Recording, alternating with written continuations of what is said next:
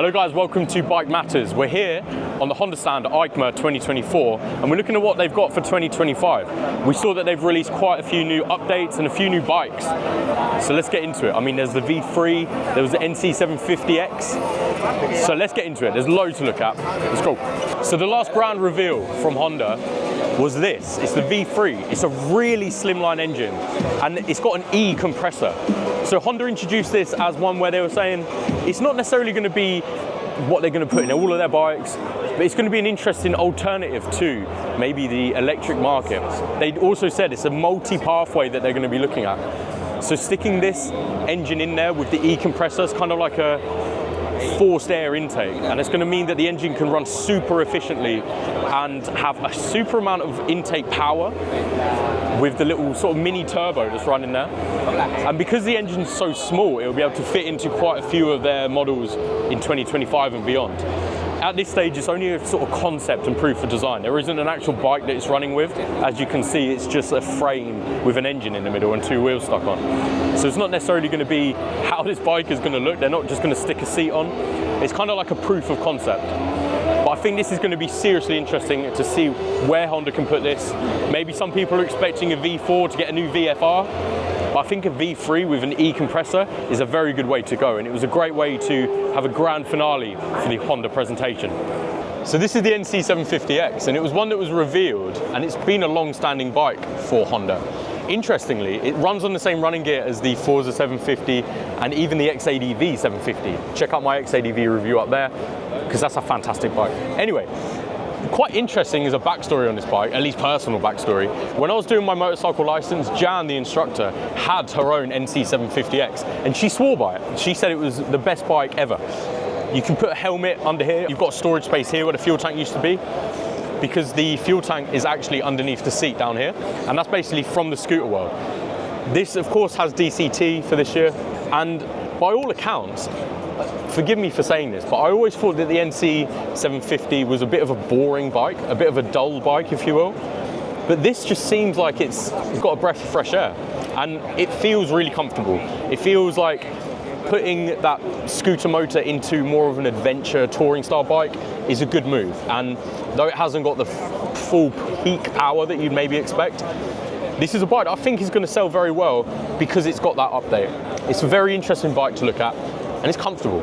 I think this is going to be a very nice one to consider if you're looking for a touring bike, a bike that's got a bit of adventure in it, and it's more of an upright than riding on a scooter that's a bit more laid back and feet forward.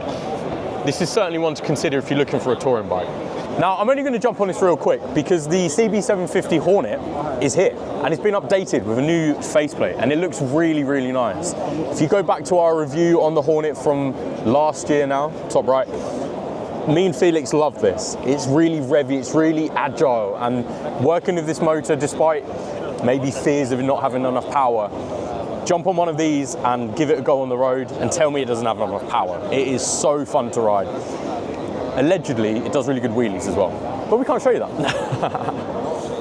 Now, I'm just going to quickly jump on this as well because I think this CB1000 Hornet for 2025 is going to be incredible.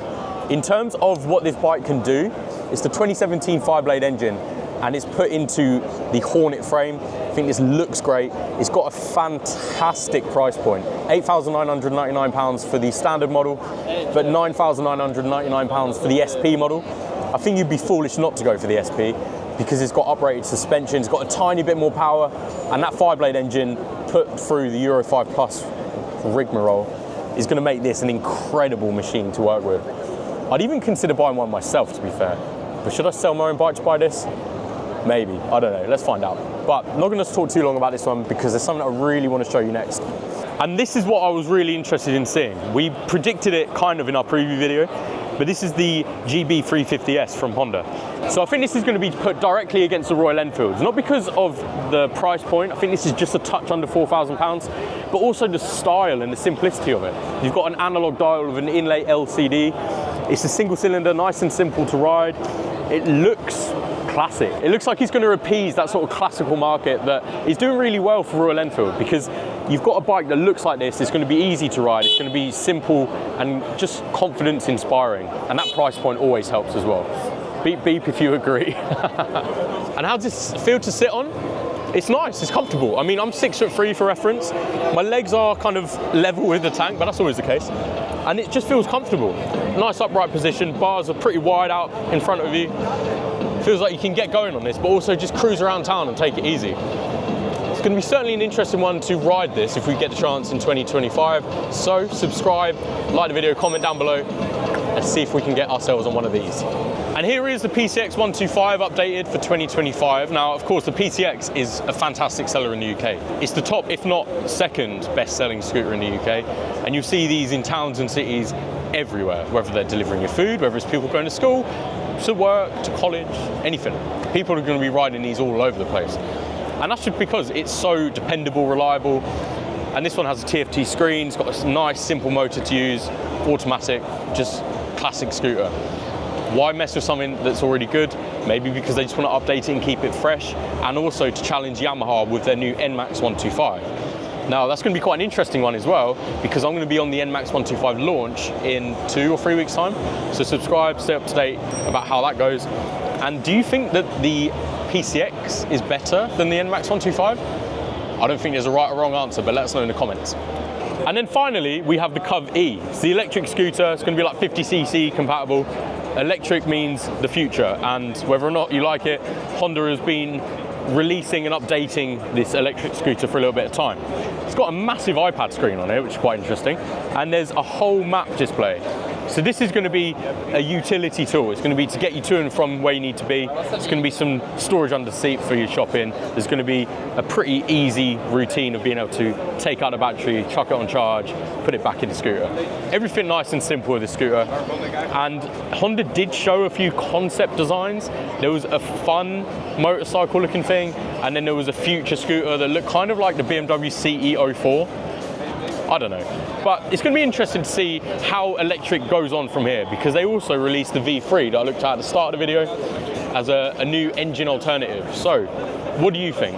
Do you think internal combustion engines have still got a future, or is it going to be more about this electric wave? Let us know in the comments.